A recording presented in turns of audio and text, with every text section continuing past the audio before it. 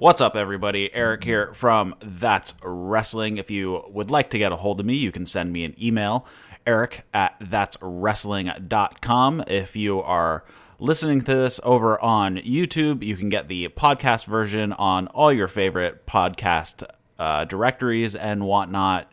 And if you are listening to the podcast, be sure to subscribe to the YouTube channel. The link is in the show notes. That is where I will be doing my live shows. Last week I did the AEW Dynamite post show live on YouTube right after the show. So if you want to hear that and participate live, I can take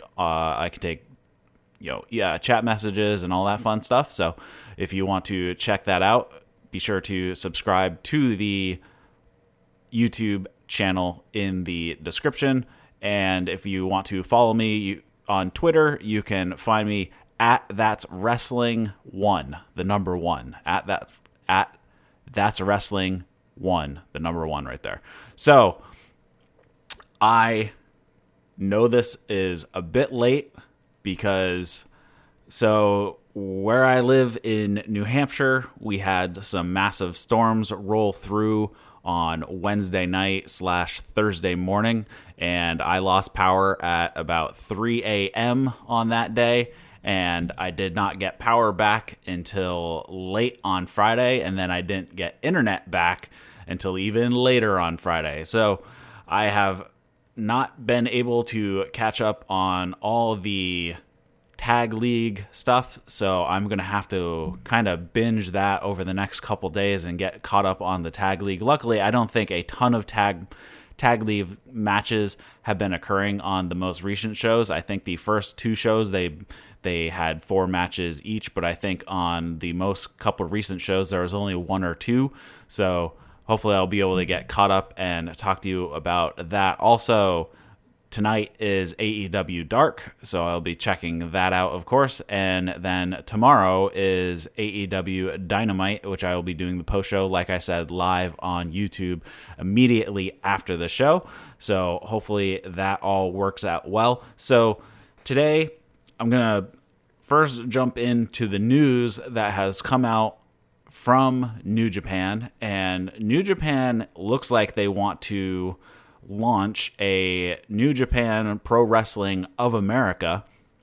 And this is interesting. They're calling this now the Phase 3, kind of moving into the United States, as they've already done some shows. So they have set up the LA dojo and all that. They've been running events in the US, including the Madison Square Garden show, plus the G1 show in Dallas. And now they are looking to establish a company within the United States, specifically geared to running shows in North America, well, specifically the US. So it seems like they are setting up within the US, and they're hoping to run something like 27 some odd shows next year in the US. And that's double what they have run, or what they are planning on running this year, because I think there's a couple more coming up. But this is really kind of an odd move for them, especially because it doesn't look like they're bringing any of their big shows over. It sounds like for the most part these are going to be kind of like house shows and whatnot. And I don't know how fast or how long they can sustain that, because they could end up killing the towns that they go to pretty quickly, especially if it's just kind of house show type of events. Like, I was at the Lowell Mass show, and it was very house showy. There wasn't anything of importance that really happened. There was a tag title match, but you knew going in it was unlikely that they were actually going to change the titles. But if they came back and they weren't going to have some sort of stellar card, then I don't know if I would go again, because, I went and it was house showy and really nothing of substance happened. I got to see people wrestle, but it really had no bearing on the overall story arc of anything in New Japan. And I think that is going to be one of the things that I'm not sure if they completely understand the U.S. audience, because if you look at house shows for WWE, those are way down. I mean, their TV is down too, but the house show attendance is down a ton. And I just don't think there is a ton of interest in house shows in the U.S., given how much great wrestling there is on TV. And all those tapings are going to have some sort of ramification on the direction of the promotion that they are with. So if you compare right now, WWE, just for Raw and SmackDown, you're talking about 100 plus events plus another 12 or so pay-per-views. So you're looking at least 120 shows that they are doing that at least, well, they're theoretically supposed to be moving stuff along. So that's 120 events mostly within the United States and a little bit in Canada and sometimes over in the UK, that move storylines along, and those are the shows that people are going to go to. And then you have AEW, which is going to be producing somewhere around 56 shows or so that, again, they will be on TV or pay-per-view, where storylines will be moved along. And I think that is really more what the U.S. audience is going to be wanting, given how the landscape is, not just in wrestling, but in TV entertainment in general. Right now, we are in probably the golden age of TV, because the shows that are out there now are amazing. They're long form. You look at things that really kicked off at about the year 2000, when you have HBO putting on long form shows like The Sopranos and 6 Feet Under and shows like that are better than many movies, and you got this long form movie quality entertainment. And you even see big actors moving into the TV space, or I get technically it's the TV space, even if it's like a Netflix original or Amazon Prime or anything like that. They're moving back into the TV space because it's just a golden age of TV entertainment. And wrestling fans are going to want to see the stories progress, because we are now in that space of every show that I watch on TV, it's progressing the story from episode to episode. And I think wrestling fans want to see that progression and not just go to a house show where none of it really matters. No one's going to see it, and it doesn't move the story forward. Where, you have house shows with WWE where if you went to house show after house show, and like you toured and went to every single house show, you would see the same match over and over and over again, because they're just pairing the same people up, show after show. So it's not really moving anything along. And I understand that New Japan does this type of stuff in Japan and it works for them in Japan, but I don't think it's going to make major headway with the U.S. audience. Another thing that I think they should have focused on is that they need to improve the experience for the English-speaking world on New Japan World. So the product that they currently have, I think they need to make it as friendly as possible to the U.S. audience and the English-speaking world. So, majorly you have U.S., Canada, and the U.K., which are really the largest consumers, and they all are English-speaking. And I think they need to, they need to have English commentary on everything. And two, when there is a promo from a wrestler in Japanese, or really it doesn't matter what language it's in, subtitles should be available in English. And I think that's a huge thing that they are missing out on, because we have, we can have a 5-minute video package before a match, and it's not translated and we don't know what they're saying. So getting into some of these characters can be difficult because you have to seek out some translations of promos sometimes, or you just kind of have to kind of go with the flow and kind of figure out what's going on. And that's, I think, is their current hang up when it comes to the US market. And it's not so much their physical presence. I think it's the presentation on getting this to the US audience. Now they are saying that they want to put all these shows on New Japan World and whatnot. But again, if it's just going to be house showy and whatnot, I don't think they're going to make huge headway when it comes to having a physical presence. And I think they may kill the towns quickly because it sounds like they want to run venues in the 2,000 seat range or so. And of course, it's all going to depend. I mean, we saw how the show in Dallas went when the crowd it wasn't great. It wasn't horrible either, but it wasn't spectacular. And I mean, that was a G1 tournament show, is the first one of the tournament, and it just didn't do that great in the US. And unless they're going to bring a show like Wrestling Dontaku or Dominion or even a Destruction show, I don't think they're going to do that great. I mean, they sold out Madison Square Garden, yeah, but that was when you had when people were thinking that they were going to get huge stars like Young Bucks, Cody, Kenny Omega. I don't know if they'd be able to sell out Madison Square Garden again without having a major card announced.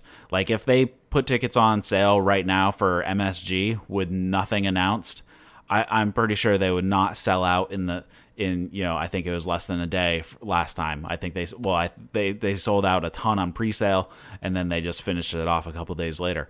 I just don't see them being able to do that again with their current roster and the kind of penetration they've had into the US market as far as stars go within to the US audience, just because I don't think they've been catering enough to the English speaking world.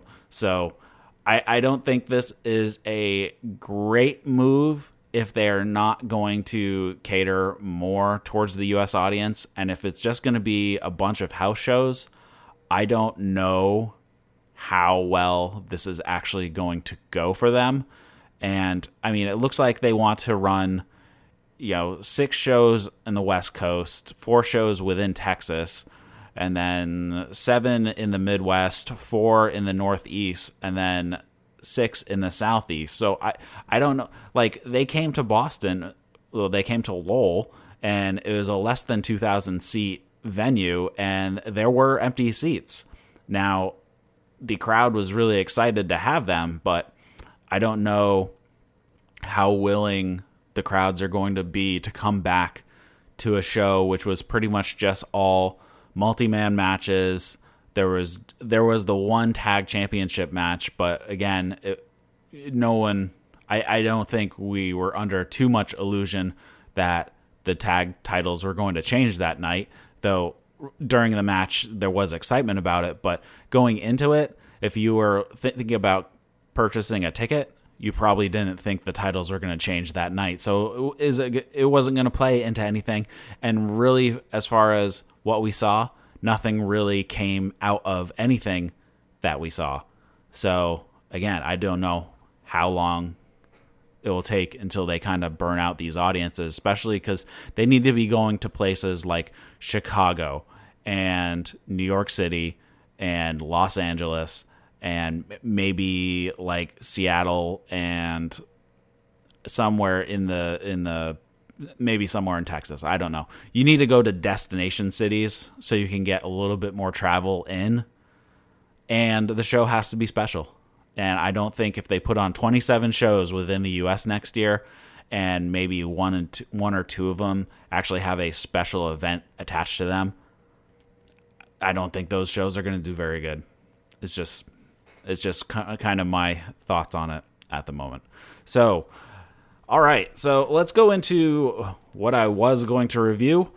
And this is King of Pro Wrestling. This is a really good show. This is kind of their biggest show between the G1 and going into Wrestle Kingdom.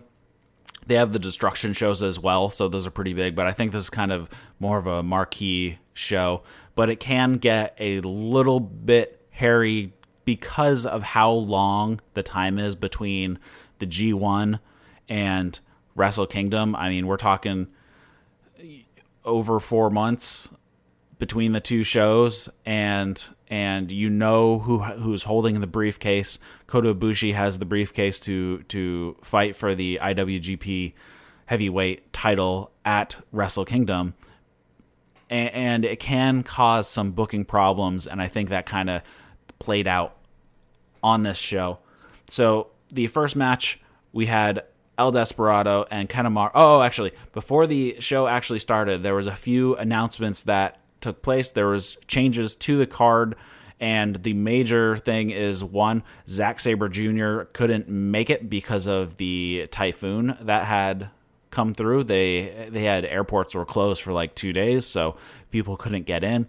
And then the biggest one is Jon Moxley couldn't make it over to Japan because the airport was closed. So he was actually stripped of the U.S. title. Now, this is one of the things that's like, really? They stripped him because the airports were closed and he had no possible way of actually getting to the show.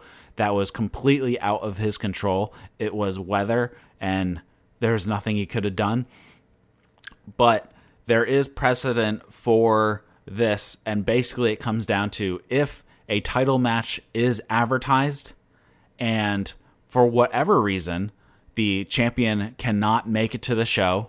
This has happened before in the past on other titles as well, that a wrestler could not make it to the show, whether it be travel, whether they were sick, or anything else. If they couldn't make it, they are stripped and a new title match is made. So in this case, we have the match of Juice Robinson, who was originally going to be facing Jon Moxley, versus Lance Archer for the U.S. title. So that is the replacement match on this card. So like I said, it's really weird that they would ding somebody for something that was completely out of their control, but as far as New Japan goes, it is precedent for them. If a title holder cannot make it to the show for whatever reason, they are stripped of the title, and it doesn't matter why they couldn't make it. So that's just how they do it. If there's a advertised match, it's going to happen regardless if the champion can make it or not. So starting out, we had El Desperado and Kanemaru versus Yo and Sho. Both of these teams are going to be in the Super Junior Tag League. Yo and Sho, I believe, won it last year, if memory serves me correct. Right out of the gate, Desperado and Kanemaru attack Yo and Sho. As Yo and Sho were being introduced, Yo and Desperado are the ones who end up staying in the ring. Short exchange between Yo and Sho. And then, short exchange at that point, and then Yo and Sho hit some double team, and Sho gets tagged in. Desperado actually ends up faking an injury to distract the ref, which then leads to all four men end up fighting on the outside. There's some quick tags between Desperado and Kanemaru. Desperado taunts Yo because they are beating up Sho, and Yo eventually gets the hot tag, takes out both members of the opposing side. Desperado looks like he is bigger than he used to be. I'm not sure if he lands in that super junior or in the junior weight anymore. He has bulked up. He might be pushing it. I think it's 100 kilos, which is like 220 pounds or so. So it's a little higher than like the 205 pound that we're kind of used to over in the US as far as cruiserweight. But after this injury, he definitely looks bigger and bulkier than he used to. Not like fat wise, but he definitely looks like he put on some good amount of muscle during his rehab. Kanemaru and Desperado try to turn things around, but they keep getting cut off. Momentum of swing kind of back and forth for a bit. Sho goes for a shock arrow, but he can't get it. And then Desperado pushes Sho into the ref. Kanemaru spits whiskey in Sho's face, and then Desperado hits Pinche Loco for the win. And then they beat up Sho and Yo for a little bit before making their entrance. So it looks like El Desperado and Kanemaru are gunning for Yo and Sho going into the tag league. The next match was Toriano and Makabe versus Tanahashi and Hanma. This is part of Tanahashi's 20-year anniversary tour match. And actually, Makabe faced Tanahashi in his first night in New Japan. So that was an interesting little tidbit that the commentary gave us. So 20 years ago, they fought in Tanahashi's first match. Makabe and Tanahashi end up starting it off. The commentators say a lot about how a lot of the guys have been helping over at the dojo because from the typhoon, it actually was the lower part was flooded up to the waist or so, I believe they said. So there was some damage at the dojo. So a lot of the New Japan guys were helping out at the dojo to kind of clean it up. Anyways, Yano and Hanma eventually get tagged in. They do kind of their standard shtick. Yano tries to undo the turnbuckle, holds the ropes when he's getting whipped into the ropes. Hanma and Tanahashi then miss a double Kokeshi headbutt. Yano undoes the turnbuckle finally. Hanma and Tanahashi end up getting thrown into the exposed turnbuckle a couple times. Then Yano and Makabe end up getting tagged in and out. Yano and Makabe tag in and out a few times. They're rotating pretty nicely as a team. Hanma eventually gets the tag to Tanahashi, hits a bunch of dragon screws on Yano and Makabe. Makabe is down on the ground, and Tanahashi hits a somersault senton from the second rope for a 2 count. Short exchange, and Makabe gets a clothesline in and gets a tag to Yano. Yano tries to whip Tanahashi into the exposed turnbuckle, but he gets reversed, and Yano ends up going into it instead. Both men hit each other with atomic drops, and then Tanahashi and Hanma finally hit their double Kokeshi headbutt on Yano. Eventually, Tanahashi hits the high fly flow and gets the 3 count. So it sounds like on the outside, Hanma and Makabe were fighting before the finish, and someone got slammed into the English announcers, but it wasn't shown. You could hear the English announcers scrambling and all that, but unfortunately it was not shown on camera, so we couldn't see exactly what happened. Tanahashi's knees are definitely causing him issues. I said when I saw him live at the show that I went to, he definitely has a hitch in his giddy up when he's trying to do anything like running. He can hide it pretty well when he's walking, but if he has to run or do anything quickly, you can see he is definitely in pain. His knees are definitely causing him some issues. All right, so moving on, we had Taichi and Doki versus Shingo Takagi and Tetsuya Naito. So we had Suzuki-gun versus an LIJ faction. It is really weird seeing Naito this low on the card. This is the third match of, I believe, 8 or 9. Naito and Tanahashi started off, or so we thought. Tanahashi ends up tagging in Doki. After a bet, we end up with all 4 men brawling on the outside. Suzuki-gun has the upper hand. Both Naito and Shingo get thrown into the railings. Shingo is also hit by a chair while the referee is looking right at them. What the heck? I mean, come on. This is the type of thing. The refs have no credibility in New Japan. They need to fix this stuff. Shingo is made to answer a 20 count. Taichi and Shingo are the legal men at this point. Shingo gets worked over by both members of Suzuki-gun. Shingo finds an opening and gets a few shots in on Doki, and both men gets tags to their partner. So then we have Naito and Taichi at this point. They have a bit of a striking exchange. Naito hits a swinging DDT. Both men tag out again. Shingo gets the better of Doki after they're both tagged in. Shingo hits I don't know what they called it, a Yoshi Garami? I believe that's what they called it. Or either that's why I couldn't tell what it was. Anyways, Taichi breaks up the pin. Naito intercepts Taichi, and they fight on the outside. Shingo hits a pumping bomber, and then Taichi ends up coming in and hitting Shingo with the mic stand for a DQ. So there we go. Then we have a DQ because he hit them with a mic stand right in front of the ref. And then actually he hits the ref with the mic stand. Then Naito gets in the ring and tries to hit the Destino, but he gets hit with a super high angle Saito suplex. And then Naito gets hit with the mic stand. And Taichi basically does a visual pin, so he's pinning Naito, and Doki actually counts the 3. Taichi says he wants to be the one to become a double champ. Why is everybody trying to get this double champ? And Taichi, I don't think Taichi has a chance in hell of that happening. He calls Naito weak, presumably because he lost the belt, the IC belt, to Jay White, and yeah.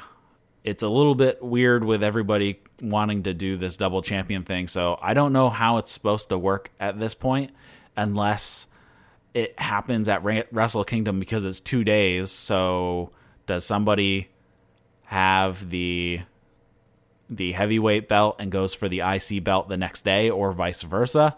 I guess we will find out. The next match I thought was going to be a little bit bigger going into this. This is the Jushin Thunder Liger versus Minoru Suzuki. And yes, it was Jushin Thunder Liger that came out and not Kishin Liger. So these two have been going after each other for a while. Suzuki has unmasked Liger in the past. Liger has also unmasked himself to reveal Kishin Liger, who drove a spike, or at least tried to drive a spike into Suzuki's head, and at this point, they just want to kill each other. Liger comes out in a different mask than he normally uses, and he also doesn't have a top on, so he's just in like his pants and a mask. So a little different look than we normally see from him. The match starts off with both men being pretty cautious. Liger actually ends up spitting at Suzuki, and then Liger gets on the ground to taunt Suzuki to get on top. They jockey for position, but really get nowhere. They engage again and then end up on the ground. Suzuki goes for a Kimura, but Suzuki's on the bottom, so he can't finish it. Liger gets to the ropes to break up that exchange. Suzuki then gets onto the ground and then taunts Liger to get on top of him. They roll for a bit. Liger locks on a triangle choke, but Suzuki gets to the ropes. But Liger does not want to break after the 5 count. They roll to the outside. Liger grabs a chair, but the ref grabs it from him. Suzuki hits a big boot and knocks Liger and into the ref. And so Suzuki grabs a chair and hits Liger multiple times with the chair. The ref makes it back to his feet.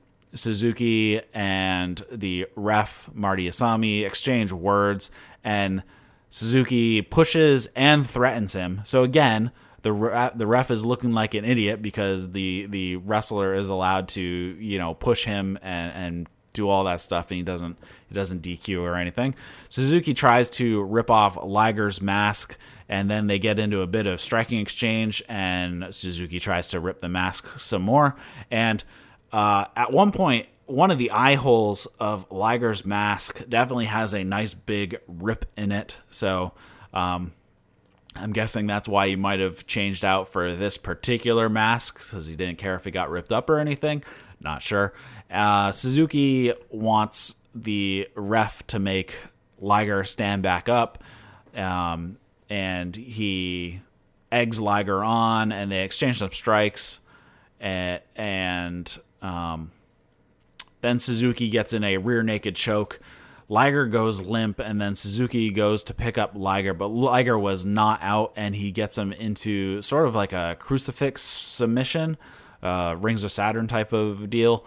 Suzuki rolls to the ropes, and Liger now starts to work over Suzuki's arm with a bunch of arm breakers over his shoulder, and on like a third attempt, Suzuki kind of reverses it into a rear naked choke. That's the best So like he was going to pull it down across Liger, that is. He was going to pull his Suzuki's arm across his shoulder to do like an arm breaker like that, and then Suzuki throws on a rear naked choke at that point. Liger tries to roll through it, but Suzuki holds on. Liger finally gets to his feet. Suzuki goes for a gotch pile driver, but Liger gets in a backdrop, and then he hits a Luthez press for a 2 count. He hits a brain buster for a 2 count. Liger then hits the ropes and then eats a drop kick from Suzuki. They hit each other with some heavy shots. Liger seems to be out on his feet. Suzuki tells Liger to hit him over and over. Suzuki ends up hitting him with a huge forearm. Suzuki just laughs off Liger's strikes because there's like nothing behind him. Suzuki gets Liger up for a gotch pile driver and holds him there, and he tightens his grip. He like does like a little bit of like a bouncing, like he's like hesitating to do a bounce. I'm not really sure how to describe this. Anyways, he does like a little bit of a bounce and then hits the pile driver, and he ends up picking up the 3. So Suzuki ends up pinning Yushin Thunder Liger for the 3 count. Suzuki ends up going out to the outside and grabs a chair, and he takes out a couple young lions. He holds the chair over his head like he's going to hit Liger, who's still on the ground, but then he tosses the chair aside. He gets down on the mat and he bows to Liger, and then he makes a hasty exit at that point. Afterwards, Liger picks up the mic and he says, "Thank you, Suzuki," and that was it. So I don't know where they're going with this, or if this is the end of the feud between Liger and Suzuki. I mean, I don't know. Are we going to see Kishin Liger come out because Yushin Thunder Liger couldn't put Suzuki down? I'm not sure. I guess we will have to find out. But it was a really good match, and then the show of respect afterwards. It's an interesting character trait that Suzuki has. He fights dirty, but then still has some level of respect. Maybe not respect. Integrity, I guess. Something like that. Because when he lost a couple years ago in a hair match, where he then got into the ring and shaved his own head. Again, it's kind of one of those things where, yeah, I lost. I'll take responsibility for it and fulfill and stay true to my word, I guess. I guess it's some sort of integrity that Suzuki has, even though he does play dirty and does fight dirty. So just a little interesting character point. But good match. Go check it out. And then we have the match that was crazy.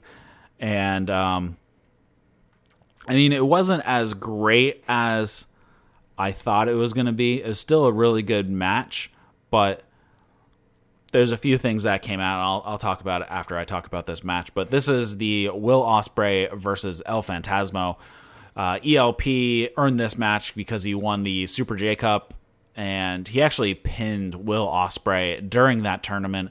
And in the promo package, it showed how ELP also beat Will Ospreay back in May, and then ELP put out a statement online, so this kind of plays into the match. He put a statement online that he regretted his past actions of hijinks and all that. There would be no Bullet Club or cheating or low blow or other shenanigans in the match. So Robbie Eagles comes out with Will Ospreay. Taiji Ishimori comes out with ELP. ELP sends Ishimori to the back, so Will Ospreay does the same with Eagles. El Phantasmo asks for a handshake, but Will Ospreay is having none of it. They start off with a couple lockups and then a little bit of chain wrestling, and then when they part, the ELP wants a handshake again. Will Ospreay waves him off, so kind of a little funny moment is that ELP ends up shaking the ref's hand instead. They do a bit of a test of strength sequence. They get into a striking exchange, and Will Ospreay gets poked in the eye, so El Phantasmo backs off, saying it was an accident. He wants to make sure that Will Ospreay is okay. ELP offers him a hand, but then El Phantasmo goes after his eyes, rakes his back. So that statement that he put on about not cheating, there weren't going to be any shenanigans, was obviously BS. So the action moves to the outside. Will Ospreay throws ELP into Gino. Gino basically throws him over the English announce table and basically lands on Gino. Gino then kind of gets between ELP and Will Ospreay, so Will Ospreay can't do a move off the barricade, so he's going to do like a pop-up move onto the barricade and then do some sort of dive onto ELP.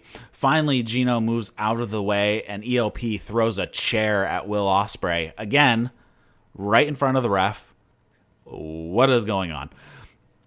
They work their way out into the audience, and then they have like this kind of balcony-ish type area where it kind of goes over an entranceway into the arena. So they're fighting like above this kind of doorway. I don't know how tall it is, maybe like 10 feet or so. And ELP goes for the eyes again, and Ospreay kind of gets knocked off the balcony, but he grabs onto the railing on the side of like one of the walkways running down, and then he kind of drops down to the floor, lands on his feet, but then ELP does a crossbody off the balcony, and then they finally move back into the ring at this point. Later on in the match, Will Ospreay is hung up in the Tree of Woe, and ELP does a sliding drop kick and then does his move where he ends up standing on Will Ospreay's crotch, while gloating that Ospreay. So ELP is basically kind of like standing on the second turnbuckle while Will Ospreay is still hanging, and Will Ospreay does this sit up. And he throws his arms around ELP's waist and then pulls back into a German suplex. It was a really cool sweet sequence and spot how he did that. I haven't seen that happen before. At least I don't think I have. Momentum then turns to Will Ospreay. Will Ospreay does a nice sequence. It's actually the same sequence that Sammy Guevara did, where he does a moonsault off the top rope, lands on his feet, does a standing moonsault, lands on his feet, and then does a shooting star press. And then he does a second rope infrared, so that Sammy Guevara did not do. The match goes back and forth for a bit. Back to the outside, ELP is on the apron. Will Ospreay jumps from the barricade and hits a cutter. It's a really cool move. ELP barely answers a 20 count. And right as he comes into the ring, Ospreay flies out of nowhere, hitting a coast-to-coast drop kick. Then he hits a shooting star press for a 2. Robinson special, Os cutter, 1, 2. Ref gets pulled out of the ring. So here we go. We got Bullet Club shenanigans. Ishimori has come down. He has pulled the ref out, and he attacks Will Ospreay. Eagles then comes down to remove Ishimori from the situation. Eagles has the belt in the ring, and Ospreay not Eagles. ELP has the belt in the ring. Ospreay hits a hook kick, but misses Hidden Blade. ELP then hits a low blow on Will Ospreay, and then he smashes him with the belt, and then does a splash off the top rope. 1, 2, Ospreay kicks out. ELP then sets up and hits a cheeky Nando's kick. ELP then gets Ospreay up on his shoulders and does kind of like a reverse cutter off the second rope. Another 3 count. ELP goes for CR2, but Ospreay struggles, and ELP then hits a Styles Clash. And then ELP then hits a V-trigger and then tries to do a One-Wing Angel.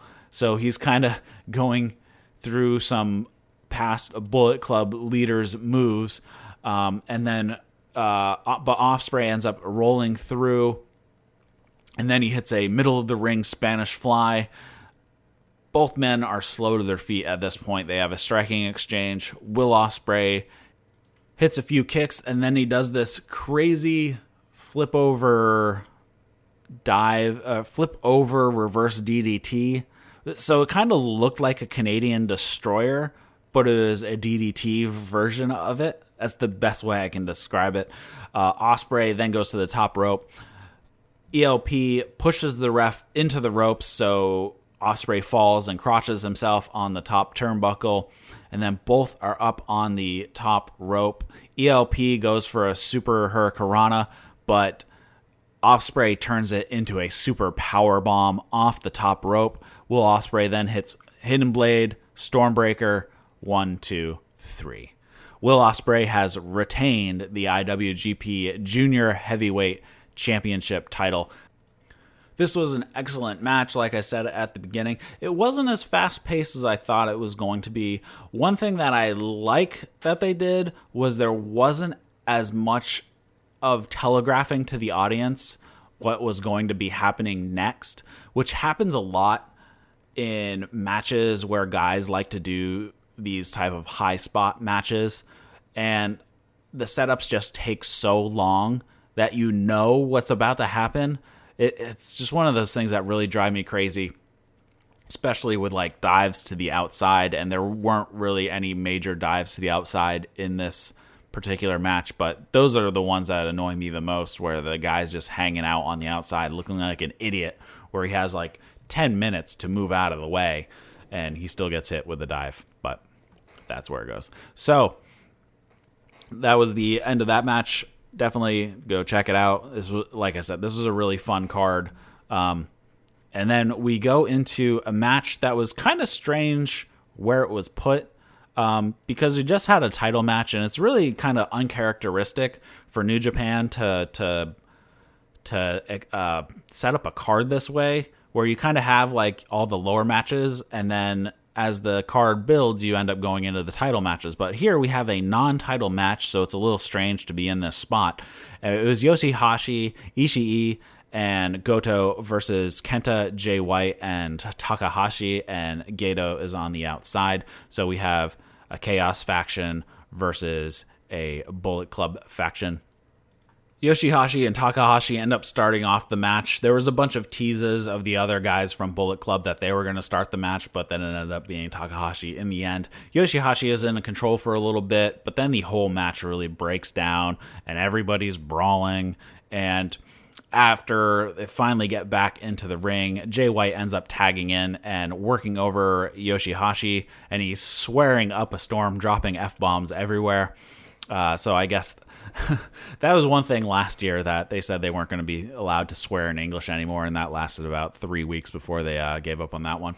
Eventually, Kenta and Ishii have a hard-hitting sequence. Kenta takes the worst of it. Kenta then hits one heck of a DDT on Ishii, and Goto and Jay White end up getting tagged in from their respective teams. Goto takes it to Jay White. Goto wants that IC title match with Jay White, so Goto takes him to the outside. He runs White into the barricade and then goes into the ring. He hits Saito suplex, and then White hits a desperation DDT, tags in Takahashi. Kenta gets involved to knock the Chaos members off the apron. Then he hits a delayed drop kick in the corner. Takahashi goes for Pimp Juice, but Yoshihashi and Ishii come in to stop it. Jay White tries to hit Blade Runner, but Goto gets out of it. Takahashi hits a reverse DDT for a 2 count. Then Goto goes for the Ushigoroshi and then hits GTR, and he ends up getting the 3. So Chaos wins this match. After the match, Kenta taunts Ishii. Ishii attacks, and they both have to be held back from each other. They're just kind of going at it as they're getting like pushed out of the arena, like out the ramp and everything. So we see Goto wanting the IC belt at this point, and Ishii wants his never open weight belt back again. The match was fine, but it really felt like a buffer. And I mean, I guess I can see why, because they would expect that the ELP and Will Ospreay match would probably really hype up the crowd. So I guess it makes sense to put a buffer match in. It's just a little out of characteristic for New Japan to kind of to arrange a card that way.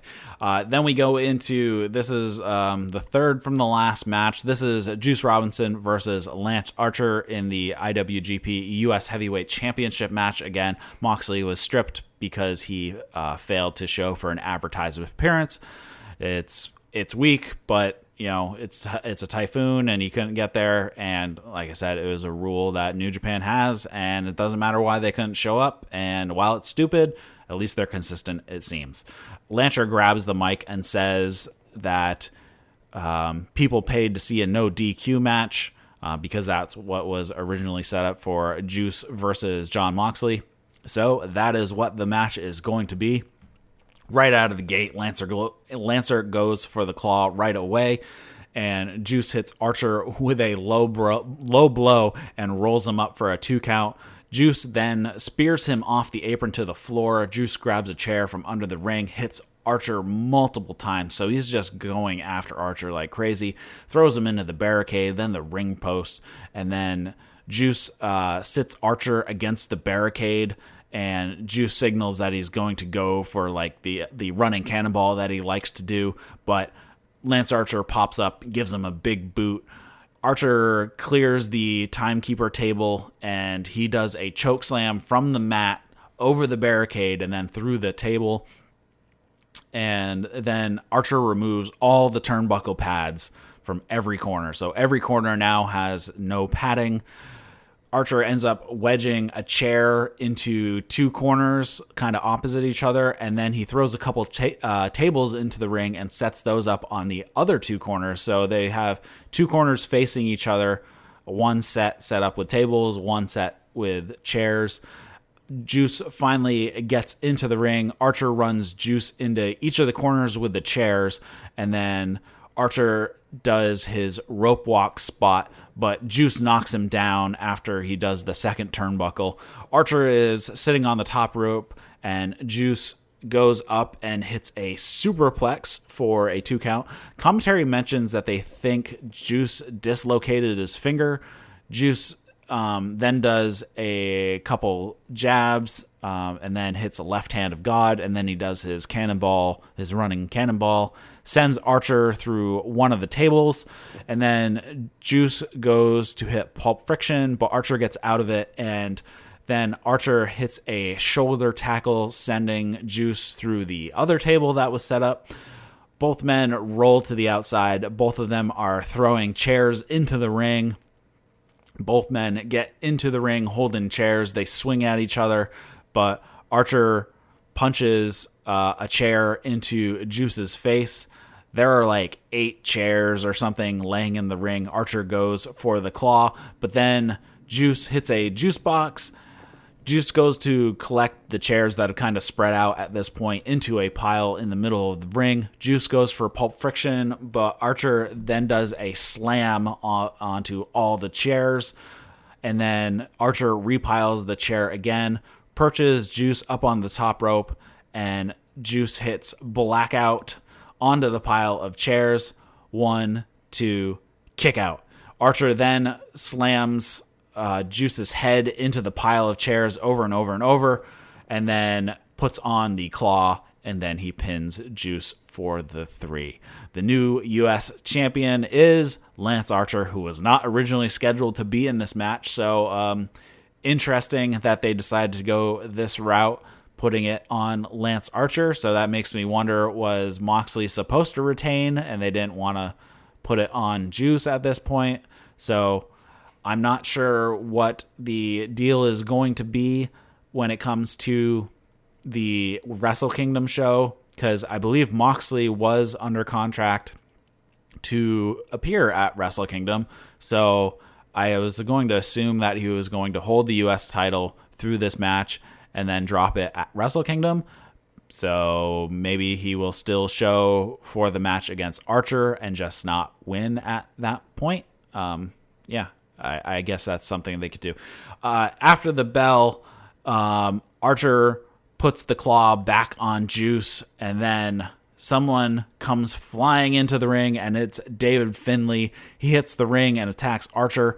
Archer goes for a chokeslam, but Finlay turns it into a stunner and then hits a swinging cutter, and then Archer runs off. Finlay helps Juice out of the ring. Juice seems really emotional at this point, and actually Finlay too, because now he's back. But overall, it was a DQ match. The match was, it was all right. It was a serviceable match. It wasn't really that exciting.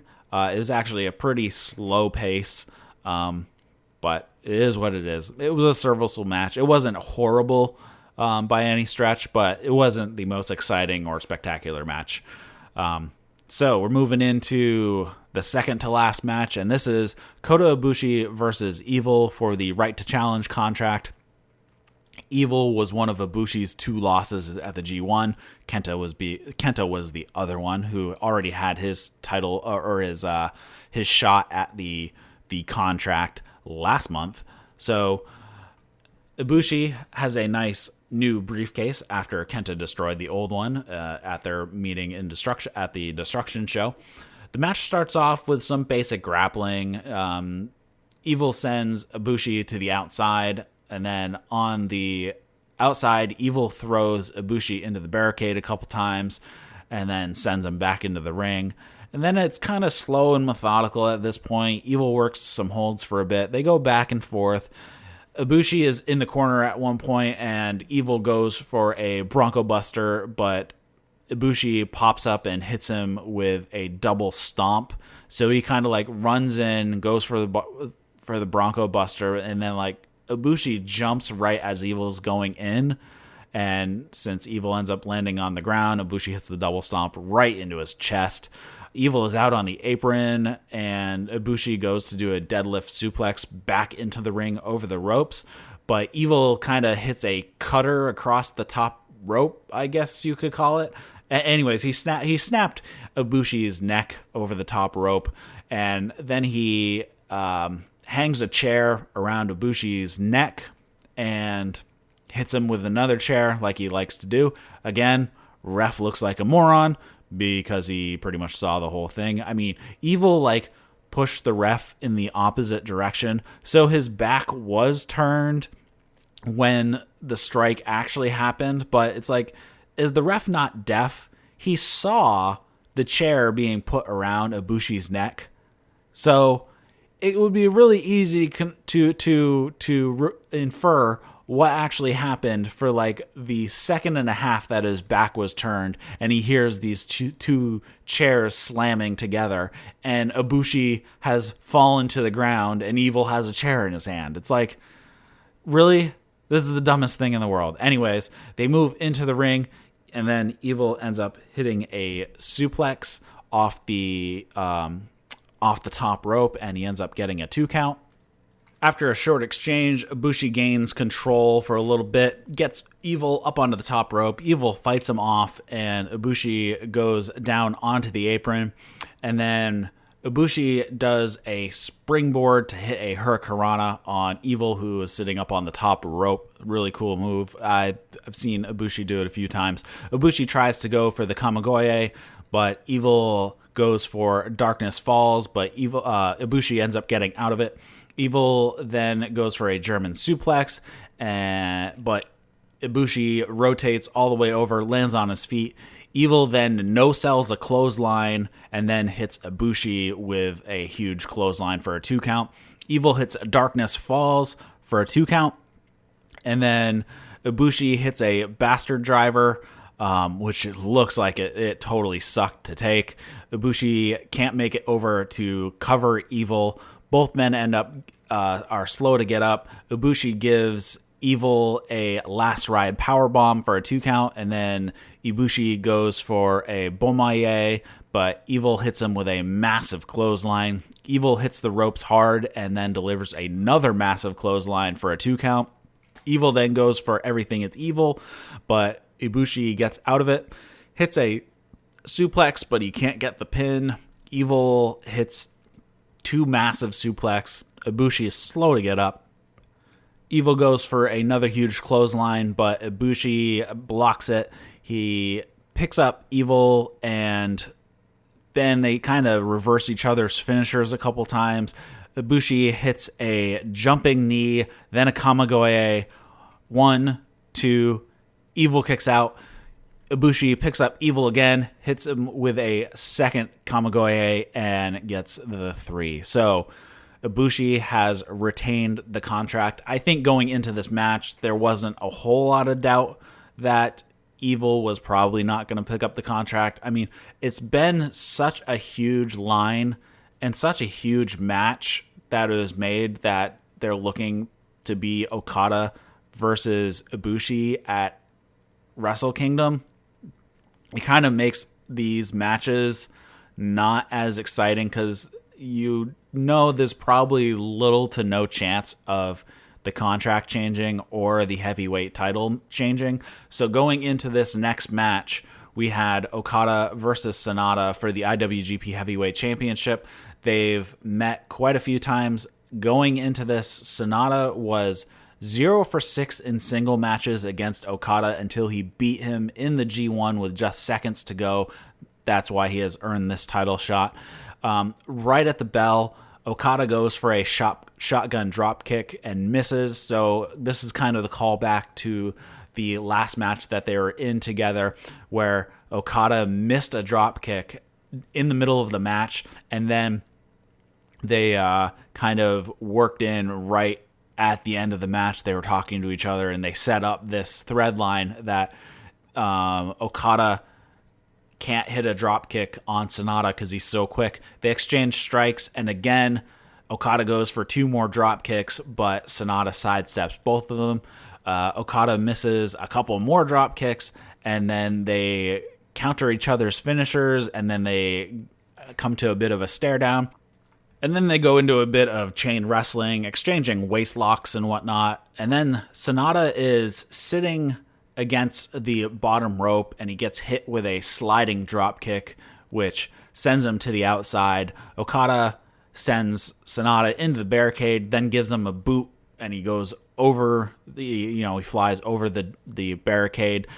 Okada then tries to go for a draping DDT, but Sanada gets out of it and then gives Okada a draping swinging neck breaker, and then Sanada drops Okada across the top of the barrier, and he leaves Okada outside to answer a 20 count. Back in the ring, Sanada's in control for a bit. The pace kind of really slows down at this point, exchanging some strikes and some moves again.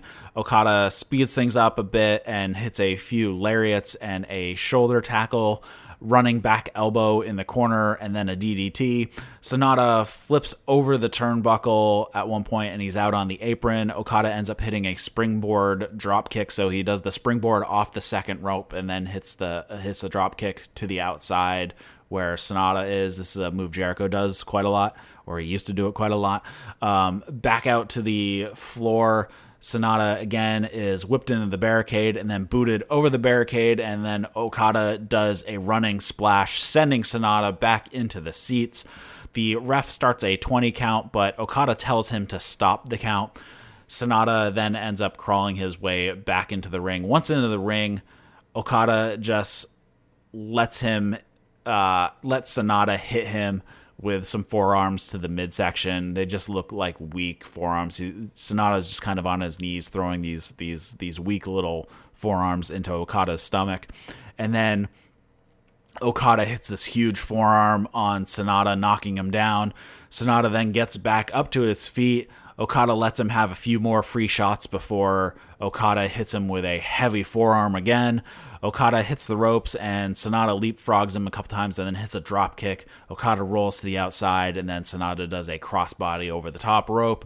Sanada is and then playing to the crowd a little bit and then rolls Okada back into the ring. Sanada gets Okada into a Paradise Lock. This is kind of the stupidest move. I'm really over this move after seeing it a few times. Anyways, he hits the drop kick for a 2 count.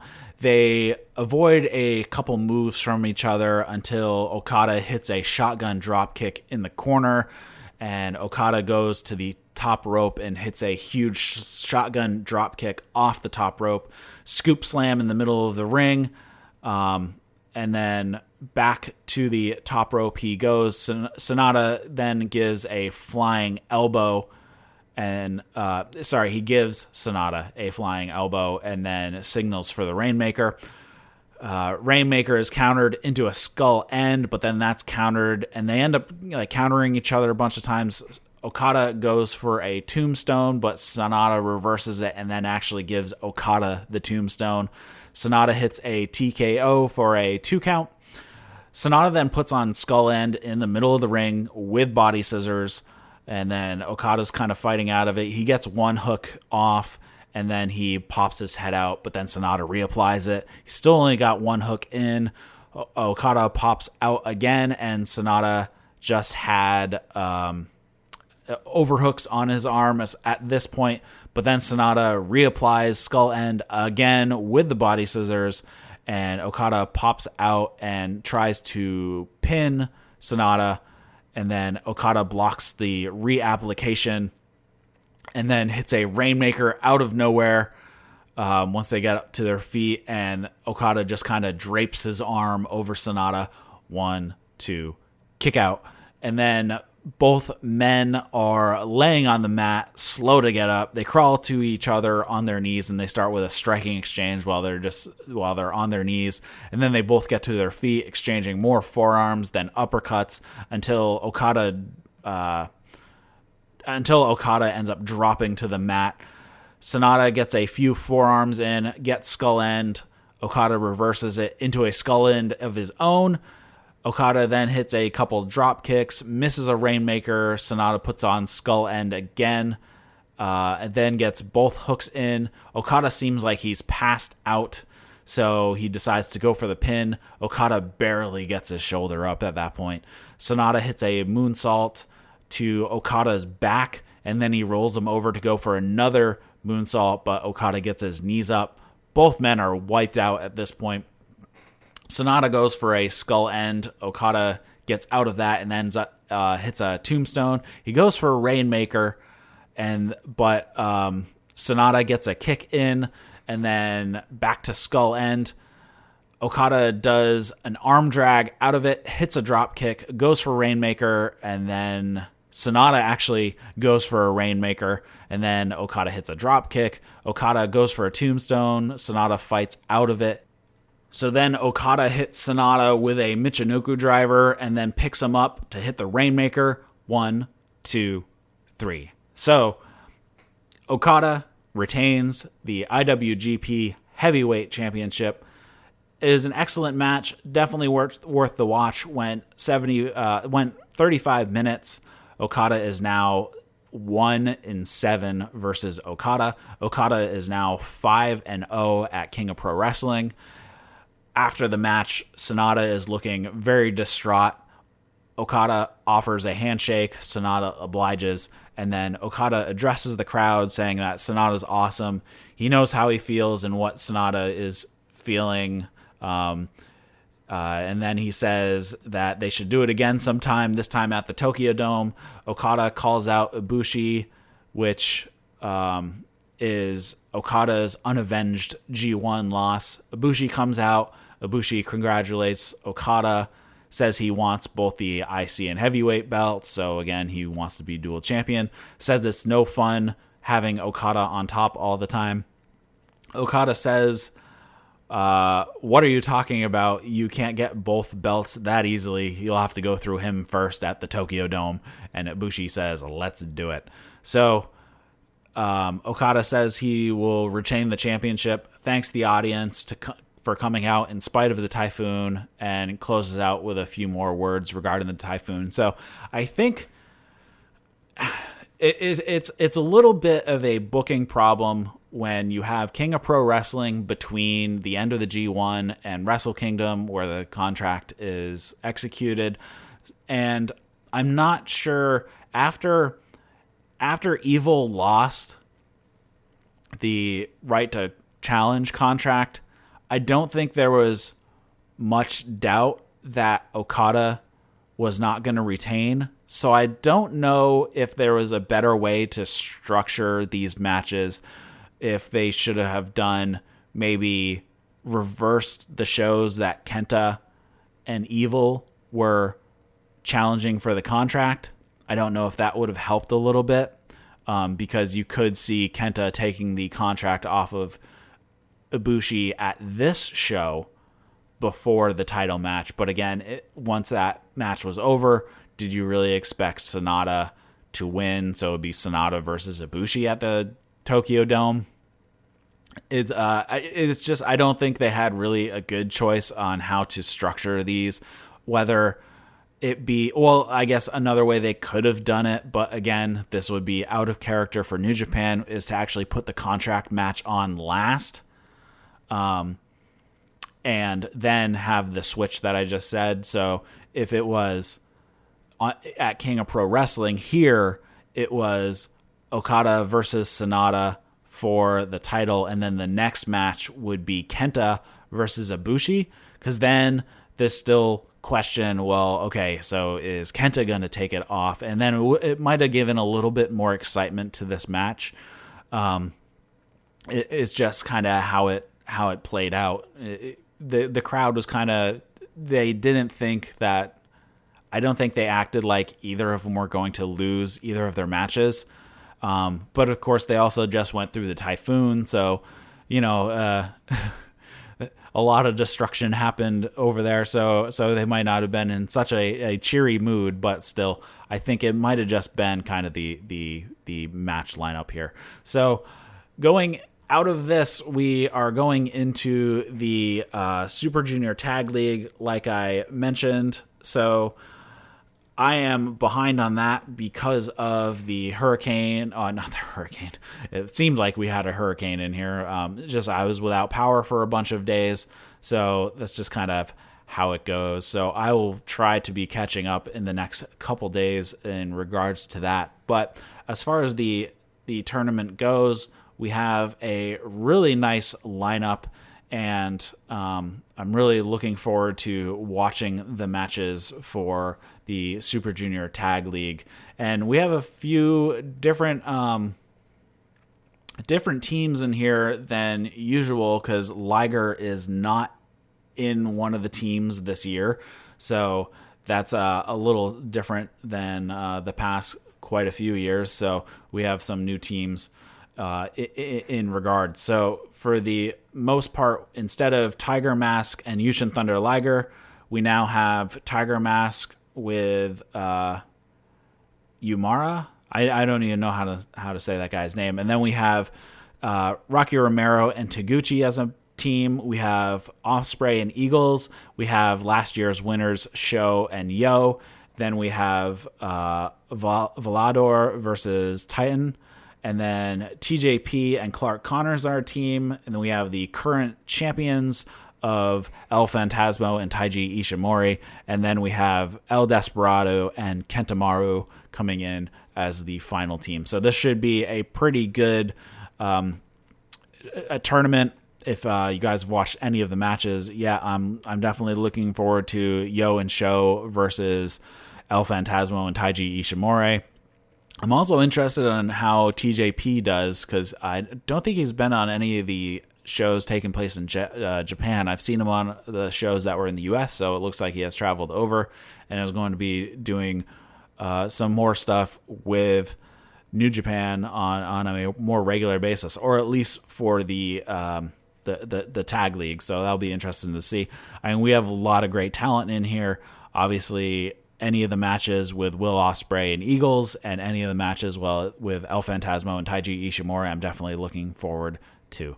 So I will come back probably maybe Thursday or Friday with tag league stuff. I don't think they've been doing a ton of matches, so hopefully I can at least get caught up to speed and be able to report back on that. Be sure to join me tomorrow. We have AEW Dynamite. I'll be doing the post-show live right after it goes off the air, give or take a 5-10 minutes. Be sure to subscribe to the YouTube channel. You can find the link in the show notes. Also, you could just search That's Wrestling on YouTube and you will find the channel. Has the same exact logo as the show does. If you are listening to this over on YouTube, you can get the RSS feed or the podcast on any of your favorite podcast platforms, or you can get the RSS feed over at thatswrestling.com. If you'd like to send me a question, comments, feedback, discussion topics, anything like that, you can shoot me an email, eric@thatswrestling.com. Also, be sure to follow the show on Twitter. You can find it at That's Wrestling 1. That's the number 1 at Wrestling 1 over on Twitter. And until next time, or at least tomorrow night, thanks for listening to That's Wrestling.